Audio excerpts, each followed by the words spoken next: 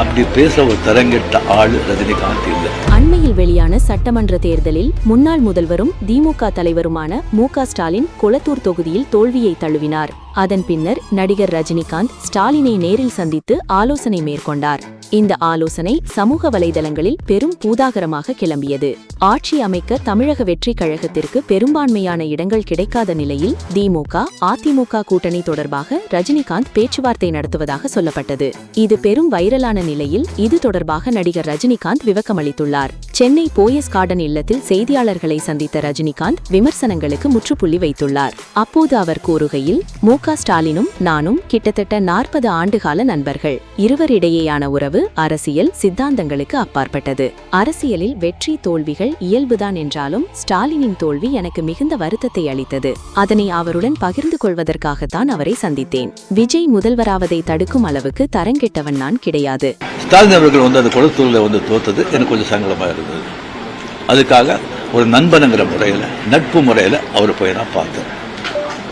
அதுக்கு நான் இங்கே விஜய் சிஎம் ஆகக்கூடாது, போருக்கு வரக்கூடாது, அதை தடுக்கிறதுக்கு ரஜினி அங்கே போயிருக்காங்க. வேறு ஏதோ 2 பெரிய பார்ட்டியை சேர்க்கணும்னு சொல்லி பேசுகிறாங்க அப்படின்னு சொல்லி விமர்சனங்கள் வெளியே வருது. அந்த சூழ்நிலையில் நான் அதெல்லாம் பேச முடியும். அப்படி பேச ஒரு தரங்கெட்ட ஆள் ரஜினிகாந்த் இல்லை.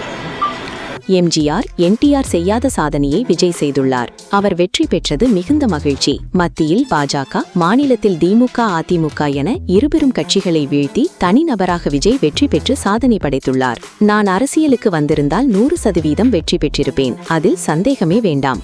ஆனால் அரசியல் என்பது எளிதானதல்ல.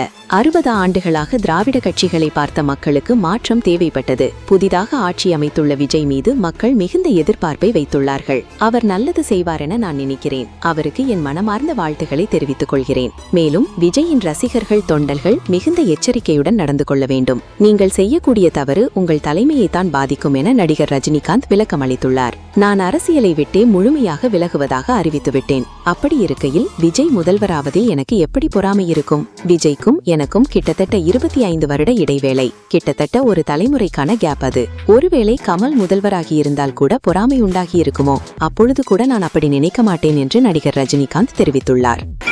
அரசியல் இல்லாத போது அவர் மேல எனக்கு ஏன் பொறாமை? ஒருவேளை கமல்ஹாசன் ஏதாவது முதலமைச்சர் தான் எனக்கு பொறாமை வந்திருக்குமோ என்னமோ தெரியாது.